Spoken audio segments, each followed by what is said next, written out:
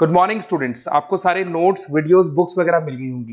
Basically थोड़ा सा मेरे बारे में बताता हूँ। मेरा नाम पुनीत है। एमबीए का क्लासेस लेता हूँ। 2006 से पढ़ा रहा हूँ। 20 इयर्स का मेरे को एक्सपीरियंस है। वीजू, Poornima, JECRC, Arya, ILM, IRM, IPS business school सब में मैं जा रहा हूँ और एज अ गेस्ट फैकल्टी पढ़ा रहा हूँ। और इवनिंग में मेरा क्लासेस चलता है, ऑनलाइन ऑफलाइन रिकॉर्डेड, तीनों मोड पे क्लासेस चलता है। उसके अलावा एक टॉप कॉलेज है एमबीए का, आईएम अहमदाबाद, वहां मैं बच्चों को हर साल लेके जाता हूँ। मुंबई में एआई यूनिवर्सल, यहाँ पे गेस्ट पढ़ा रहा हूँ मैं। जेईसीआरसी में पढ़ा रहा हूँ, आर्या कॉलेज में पढ़ा रहा हूँ। इन कॉलेजेस में मैं पढ़ा रहा हूँ। देखिए, राइटर भी हूँ। 2008 से मैंने बुक्स वगैरह लिखना स्टार्ट कर दिया था। यूट्यूब पे सारे वीडियोस मिल जाएंगे, रिकॉर्डेड लाइव लेक्चर सब कुछ मिल जाएंगे। बस एक छोटा सा इंपॉर्टेंट डिस्कशन आप लोगों से करना था। एमबीए आप कहीं से भी करें, थोड़ा सा मेरे से आप डिस्कस करके अगर आप एमबीए ज्वाइन करते हैं तो आप थोड़ा सेफर मोड में रहेंगे। उसका रीजन बताता हूँ क्यों। क्योंकि मेरे को जो एक्सपीरियंस है ना 20 इयर्स का, एमबीए में प्लेसमेंट होगा कि नहीं होगा, कॉलेजेस कैसे पढ़ाते हैं, क्या उनका प्लेसमेंट स्ट्रक्चर है, क्या इंटरनल एक्सटर्नल इन्फॉर्मेशन है, मेन चीज अंदर क्या चल रहा है उनके। क्योंकि मैं तो रेगुलर कॉलेजेस में जा रहा हूँ तो मेरे को पता है कौन से कॉलेज में क्या चल रहा है। तो आप मेरे से थोड़ा सा एडवाइस लेके अगर आप एडमिशन लेते हैं तो थोड़ा सा सेफर जोन में रहेंगे। बाकी आपके डिस्टेंस के ऑनलाइन के एडमिशन, मणिपाल हो गया, एमएटी हो गया, ज्ञान विहार हो गया, तो यहाँ भी आपको अवेलेबल हो जाएंगे। तो आप अगर एडमिशन लेते हैं तो प्लीज मेरे से कंसल्ट करना। हो सकता है कि मैं आपको एक बेस्ट कॉलेज बता पाऊं और एक सेफर जोन में लेके जा पाऊं। क्योंकि एडमिशन लेने के बाद बच्चों को लगता है कि यार गलत जगह चले गए। Okay, best of luck. मेरा नंबर आपके पास है। साथ के साथ अगर आपको कोई और क्वेरी चाहिए तो मेरे को व्हाट्सअप करें या कॉल कर सकते हैं। Okay, best of luck. आज की इस गहन चर्चा में हम एक ऐसे विषय पर बात करने वाले हैं जो पहली नजर में शायद किसी को भी सिर्फ एक नॉर्मल सी कागजी कार्यवाही लग सकती है। हाँ, बिल्कुल। और ज्यादातर लोगों को तो यही लगता है कि बस कॉरपोरेट फॉर्मेलिटीज हैं। सही कहा। लेकिन जब हम इन दस्तावेजों को बारीकी से देखते हैं तो ये दरअसल घरों को या किसी के भी बिजनेस और जीवन भर की जमा पूंजी को सुरक्षित रखने की एक बहुत ही जटिल प्रणाली है। बेसिकली ये एक पूरा का पूरा सेफ्टी नेट है जिसके बारे में हम आज बात करेंगे। एकदम सही। तो आज हमारे पास फायर इंश्योरेंस, अंडरराइटिंग और पॉलिसी जारी करने की पूरी प्रक्रिया से जुड़े कुछ बहुत ही विस्तृत दस्तावेज और मैनुअल्स हैं। और हमारा मिशन भी यही है आज कि इन भारी भरकम फाइनेंशियल टर्म्स को, यानी जो बीमा उद्योग की लैंग्वेज है ना, उसको थोड़ा डिकोड किया जाए। हाँ, क्योंकि आमतौर पर लोगों के लिए ये समझना बहुत जरूरी है कि किसी संपत्ति को आग जैसी अचानक आने वाली आपदाओं से बचाने के लिए ये बीमा कंपनियां पर्दे के पीछे एक्चुअली काम कैसे करती हैं। सही बात है। ये सिर्फ फॉर्म भरने तक सीमित नहीं है। ये जानना बहुत दिलचस्प है कि ये शून्य से शुरू होकर एक ठोस सुरक्षा कवच में कैसे बदलता है। तो चलिए इसे एक एक कदम करके गहराई से समझते हैं। सबसे पहला चरण जो इन दस्तावेज में उभर कर आता है वो है जोखिम का आकलन, या जिसे रिस्क असेसमेंट कहते हैं। हाँ, रिस्क असेसमेंट। इसको समझे बिना बीमा की पूरी इमारत खड़ी नहीं हो सकती। मतलब ये कोई ऐसा काम नहीं है जहां आपने एक फॉर्म भरा और तुरंत पॉलिसी जारी हो गई। मुझे तो ये प्रोसेस पढ़कर एक जासूस के काम जैसा लगा। बीमा कंपनियां सिर्फ अंधेरे में तीर नहीं चलाती। बिल्कुल नहीं। दस्तावेज को देखने पर क्लियर होता है कि ये एक बहुत ही सख्त और सिस्टमैटिक इंस्पेक्शन प्रोसेस है। बीमाकर्ता वास्तव में एक इन्वेस्टिगेटर की तरह काम करते हैं। तो वो सबसे पहले किस चीज पर ध्यान देते हैं? सबसे पहले संपत्ति की लोकेशन देखी जाती है। उसके बाद कंस्ट्रक्शन मटेरियल पर ध्यान दिया जाता है। मतलब क्या इमारत लकड़ी से बनी है या उसमें फायर रेटेड कंक्रीट और स्टील का इस्तेमाल हुआ है। लकड़ी और कंक्रीट में तो आग लगने के खतरे में जमीन आसमान का अंतर आ जाएगा। एग्जैक्टली।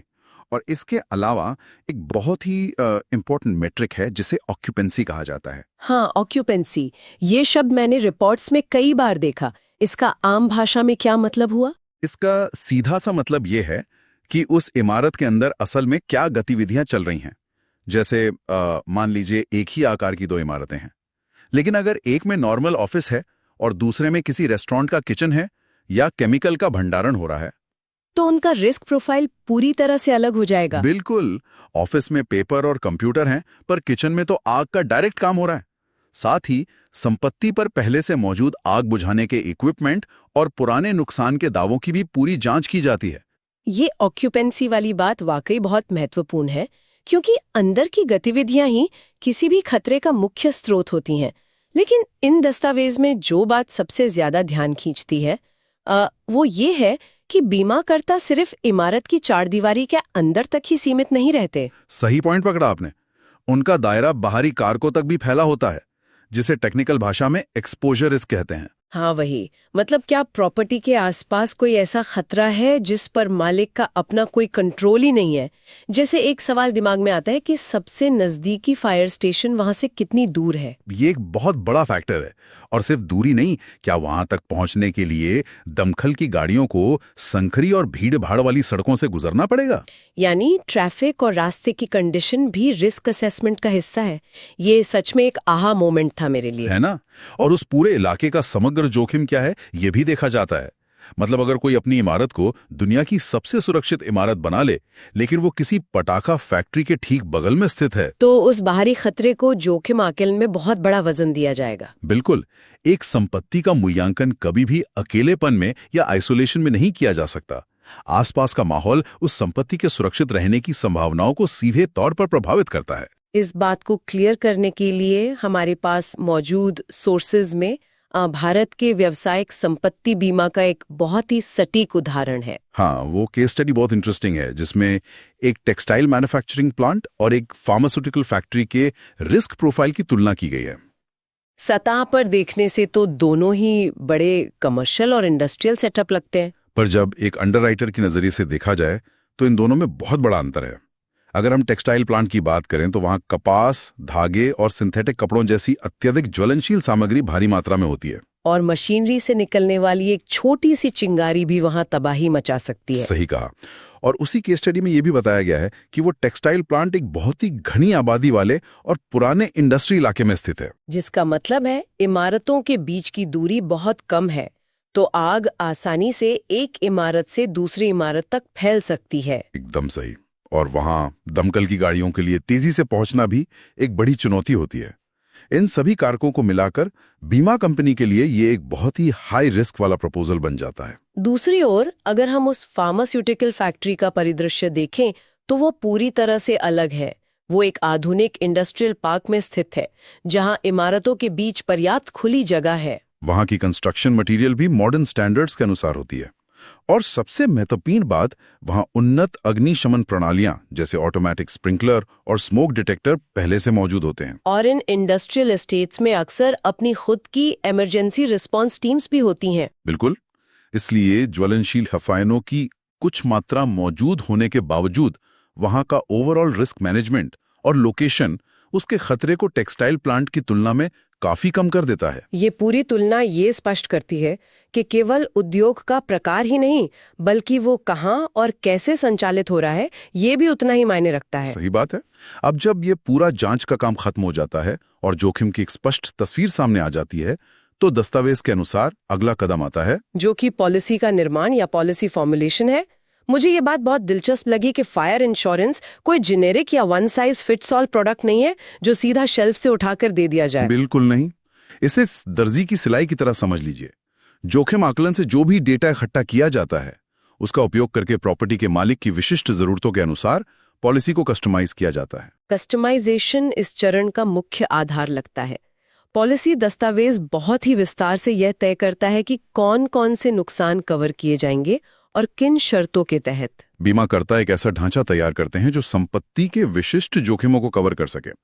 और यहाँ जो विवरण सामने आते हैं ना, वो आम धारणाओं से काफी अलग होते हैं। हाँ, आमतौर पर लोगों को लगता है कि फायर इंश्योरेंस केवल आग की लपटा से जलकर नष्ट हुई चीजों का ही मुआवजा देता है, लेकिन वास्तविकता कहीं अधिक व्यापक है। वास्तव में नुकसान केवल आग लगने तक सीमित नहीं होता। दस्तावेज विशेष रूप से उल्लेख करते हैं कि पॉलिसी में आग के कारण पैदा होने वाले धुएं से होने वाला नुकसान भी शामिल होता है। ये बहुत बड़ा पॉइंट है। मान लीजिए अगर आग किसी सर्वर रूम के ठीक बाहर लगी है और लपटें अंदर नहीं भी पहुंची, लेकिन भारी धुआं पूरे इलेक्ट्रॉनिक सिस्टम को बर्बाद कर सकता है। बिल्कुल। और उससे भी बड़ा रोचक तथ्य यह जानना है कि आग बुझाने के प्रयासों के दौरान पानी से होने वाला नुकसान भी कवर होता है। Water damage from fire fighting efforts, ये सच में एक और अहम मोमेंट है।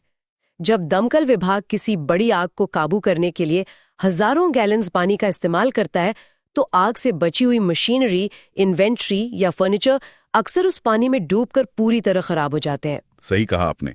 पॉलिसी का इन अप्रत्यक्ष नुकसानों को कवर करना एक बहुत ही जरूरी पहलू है। आपदा के समय नुकसान के कई आयाम होते हैं और एक अच्छी पॉलिसी उन सभी को ध्यान में रखती है। लेकिन इसके साथ ही पॉलिसी केवल ये नहीं बताती कि क्या कवर किया जाएगा, बल्कि ये भी बहुत स्पष्ट रूप से परिभाषित करती है कि क्या कवर नहीं किया जाएगा। यहीं पर डिडक्टिबल्स और एक्सक्लूजन्स जैसे टेक्निकल कॉन्सेप्ट आते हैं। अगर हम डिडक्टिबल्स की बात करें तो ये वो पूर्व निर्धारित राशि होती है जो किसी भी दावे की स्थिति में बीमा धारक को अपनी जेब से भरनी होती है। यानी बीमा कंपनी से पैसे मिलने से पहले उन्हें खुद थोड़ा नुकसान उठाना पड़ता है। हाँ, ये एक तरह से बीमा धारक की जिम्मेदारी तय करने का तरीका है। इससे ये फायदा होता है कि लोग छोटे मोटे नुकसानों के लिए बार बार क्लेम नहीं करते और संपत्ति के रखरखाव में लापरवाही नहीं बरतते। अगर इसको किसी उदाहरण से समझें तो मान लीजिए कि पॉलिसी में 50,000 रुपए का डिडक्टिबल तय किया गया है, ठीक है, और संपत्ति में एक छोटी सी आग लगती है जिससे कुल 80,000 रुपए का नुकसान होता है। तो इस स्थिति में बीमा धारक को पहले 50,000 रुपए खुद वहन करने होंगे और बीमा कंपनी केवल बाकी के 30,000 रुपए का ही भुगतान करेगी। ये शर्त ये सुनिश्चित करती है कि बीमा धारक आग से बचाव के प्रति पूरी तरह सतर्क रहे। इसके अलावा एक्सक्लूजन्स भी होते हैं, जैसे दस्तावेज स्पष्ट करते हैं कि जानबूझकर लगाई गई आग या युद्ध जैसी परिस्थितियों में हुए नुकसान की भरपाई नहीं की जाएगी। ये जोखिम को संतुलित करने का तरीका है। और अगर हम थोड़ा और डिटेल में जाएं, स्पेशली कमर्शियल पॉलिसीज की तरफ, तो ये कस्टमाइजेशन सिर्फ भौतिक संपत्ति तक सीमित नहीं रहता। कमर्शियल पॉलिसीज में और क्या-क्या शामिल होता है? कारखानों और बड़े व्यवसायों के लिए पॉलिसी में मशीनरी का टूटना और बिजनेस इंटरप्शन यानी व्यवसाय में रुकावट को भी कवर किया जा सकता है। ये बिजनेस इंटरप्शन का क्लॉज सच में इस पूरी प्रक्रिया का एक बहुत ही दिलचस्प हिस्सा है। लोग अक्सर इसके बारे में नहीं सोचते। ये किसी भी बिजनेस के लिए जीवनदान साबित हो सकता है। जब कोई कारखाना जलता है तो केवल उसकी इमारत या स्टॉक का ही नुकसान नहीं होता। सही बात है। मशीनें बंद हो जाती हैं, उत्पादन ठप हो जाता है और पूरी सप्लाई चेन टूट जाती है। लेकिन उस व्यवसाय के जो फिक्स्ड कॉस्ट हैं वो तो चालू रहते हैं। जैसे कर्मचारियों को वेतन देना होता है, बैंक के लोन की ईएमआई चुकानी होती है और टैक्स भी देना होता है। व्यवसाय में रुकावट का कवर इन्हीं खर्चों की भरपाई करता है और यहाँ तक कि उस लाभ को भी कवर करता है जो कंपनी सामान्य रूप से काम करने की स्थिति में कमाती। बिल्कुल, ये सिर्फ ईंट और पत्थर का बीमा नहीं है, ये उस व्यवसाय के भविष्य और उसकी निरंतरता का बीमा है। व्यवसाय के लिए समय ही पैसा है और यह कवर उसी समय की कीमत चुकाता है। अब जब जोखिम का आकलन हो चुका है और कस्टमाइज्ड पॉलिसी का एक ड्राफ्ट तैयार हो गया है, तो दस्तावेज के अनुसार प्रक्रिया अपने सबसे महत्वपूर्ण और तकनीकी चरण में प्रवेश करती है, जिसे अंडरराइटिंग कहते हैं। हाँ, अंडरराइटिंग। फाइनेंशियल दुनिया के बाहर यह शब्द अक्सर बहुत जटिल और भारी भरकम लगता है। सही में, अंडरराइटिंग का नाम सुनते ही ऐसा लगता है जैसे कोई बहुत बड़ी मैथमेटिकल कैलकुलेशन चल रही हो। आम लोगों को इससे थोड़ी घबराहट होती है। पर दस्तावेज के आधार पर यही वो जगह है जहां सारा डेटा, आकलन और नीतियां एक मेज पर आती हैं और अंतिम निर्णय लिया जाता है। तो इस भारी भरकम शब्द को हम आसान भाषा में कैसे समझाएंगे? आसान भाषा में, अंडरराइटर्स वो लोग होते हैं जो बीमा कंपनी के लिए गेटकीपर का काम करते हैं। ये असली परीक्षा की घड़ी होती है। गेटकीपर, ये अच्छा शब्द है।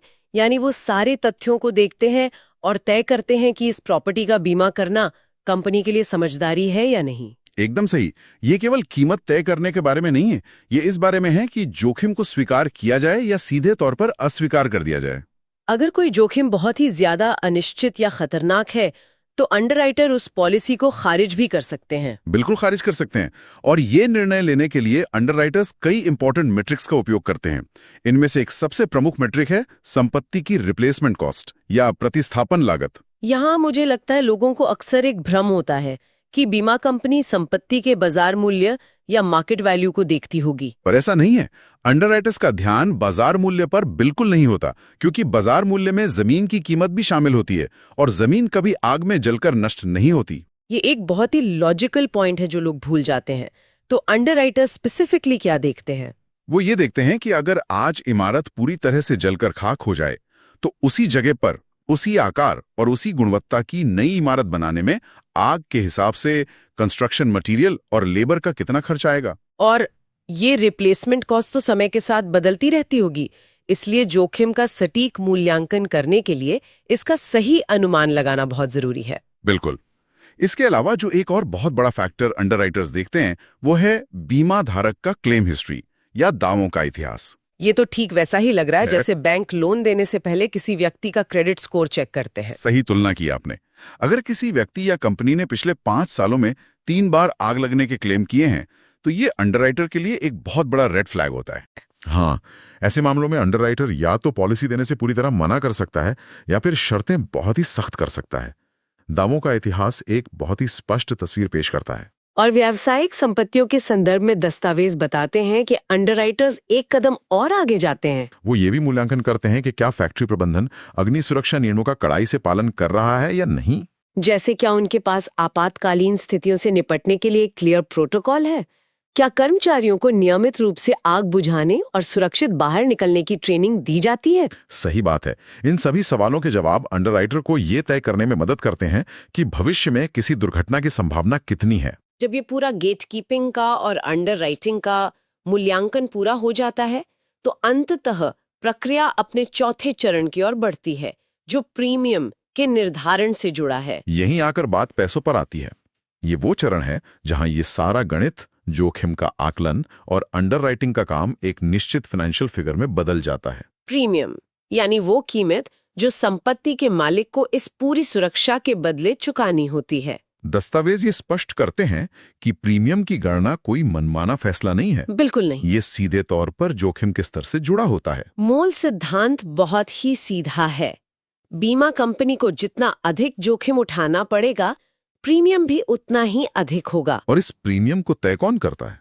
इसमें एक्चुरीज और अंडरराइटर्स स्टैटिस्टिकल मॉडल्स का उपयोग करते हैं। वो संपत्ति की कुल बीमित राशि, उसकी लोकेशन, ऑक्यूपेंसी और पहले से मौजूद सुरक्षा उपायों को आधार मानकर एक बेस रेट तय करते हैं। अगर हम उसी टेक्सटाइल प्लांट के उदाहरण पर वापस लौटें, जो घनी आबादी वाले इलाके में था और जहां हाई रिस्क वाली ज्वलनशील सामग्री थी, तो जाहिर है उस व्यवसाय को अपनी पॉलिसी के लिए एक बहुत भारी प्रीमियम चुकाना होगा। एकदम सही।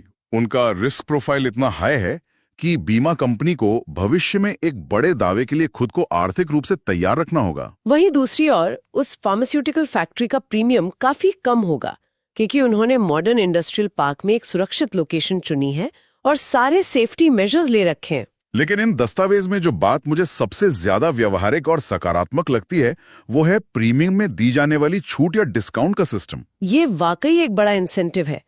बीमा कंपनियां केवल जोखिम के आधार पर पैसा वसूलने का काम नहीं करती, बल्कि वो सुरक्षित बुनियादी ढांचे और व्यवहार को प्रोत्साहित भी करती हैं। प्रणालियों में भारी निवेश किया है तो बीमा कंपनी उसे इनाम के तौर पर प्रीमियम में बड़ी छूट देती है।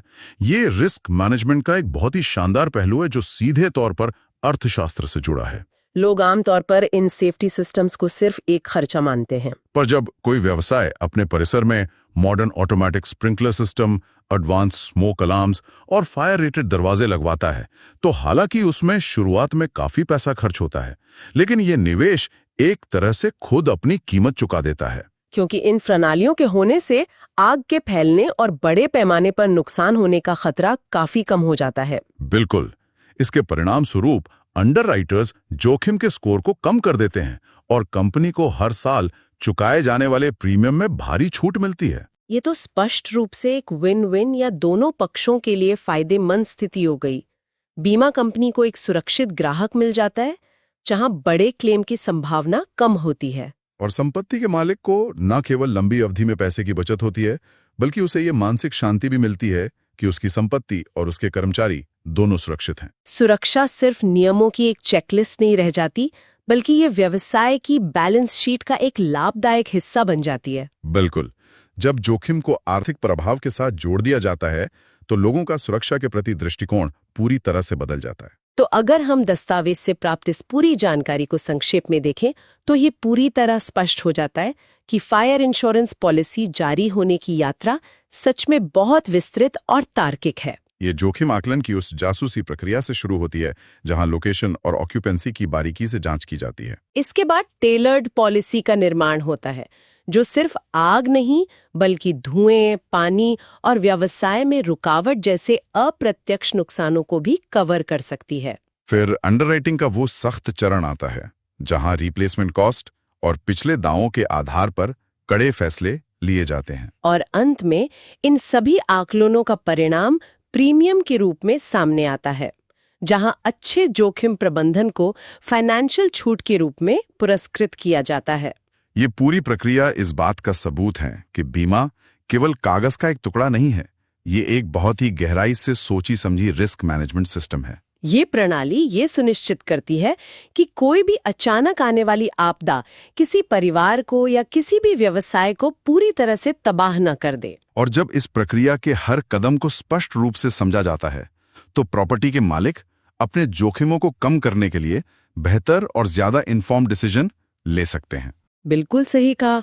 और अब इस चर्चा को समाप्त करने से पहले दस्तावेज के अंडरराइटिंग वाले हिस्से से एक ऐसा विचार सामने आया है जो सच में किसी को भी सोचने पर मजबूर कर देगा। वो क्या है? हमने पूरे एपिसोड में देखा कि अंडरराइटर्स जोखिम का मूल्यांकन करते समय बिल्डिंग मटेरियल, लोकेशन, आग बुझाने के सिस्टम, इन सब की जांच करते हैं। लेकिन दस्तावेज में एक और लाइन का उल्लेख है कि अंडरराइटर्स बीमा धारक की वित्तीय स्थिरता यानी फाइनेंशियल स्टेबिलिटी का भी मूल्यांकन करते हैं। हाँ, ये एक बहुत ही गहरा पॉइंट है। तो किसी भी सुनने वाले के मन में ये सवाल उठना स्वाभाविक है कि किसी व्यक्ति या कंपनी की फाइनेंशियल स्थिति का आग जैसी फिजिकल आपदा से क्या संबंध हो सकता है। आग तो किसी शॉर्ट सर्किट या ज्वलनशील पदार्थ से लगती है ना, उसका किसी के बैंक बैलेंस या आर्थिक संकट से क्या लेना देना। ये देखने में अलग लगते हैं, पर इनका कनेक्शन बहुत स्ट्रांग है।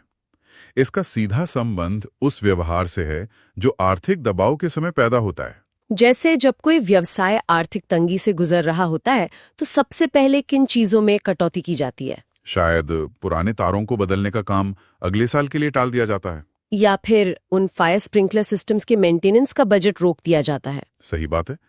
या फिर ये जोखिम के उस गहरे और अंधेरे हिस्से की ओर भी इशारा हो सकता है जहां अत्यधिक आर्थिक दबाव कुछ अप्रत्याशित और जानबूझकर किए गए नुकसानों का कारण बन सकता है, जिसे इंश्योरेंस की भाषा में मॉरल हजार्ड कहते हैं। डेस्परेशन में लोग गलत कदम उठा सकते हैं। ये सोचना बहुत दिलचस्प है कि किसी भौतिक आपदा का खतरा सिर्फ ईंट, पत्थर और मशीनों में नहीं, बल्कि कंपनी के बाही खातों और उनकी फाइनेंशियल स्टेबिलिटी में भी छिपा हो सकता है। ये सच में एक ऐसा विचार है जिस पर खुद विचार किया जाना चाहिए। बिल्कुल। इस सोचने वाले विषय के साथ आज की इस गहन चर्चा में बस इतना ही। ध्यान रखें, सुरक्षित रहें और अपनी संपत्तियों को आग और आर्थिक जोखिम दोनों से सुरक्षित रखें।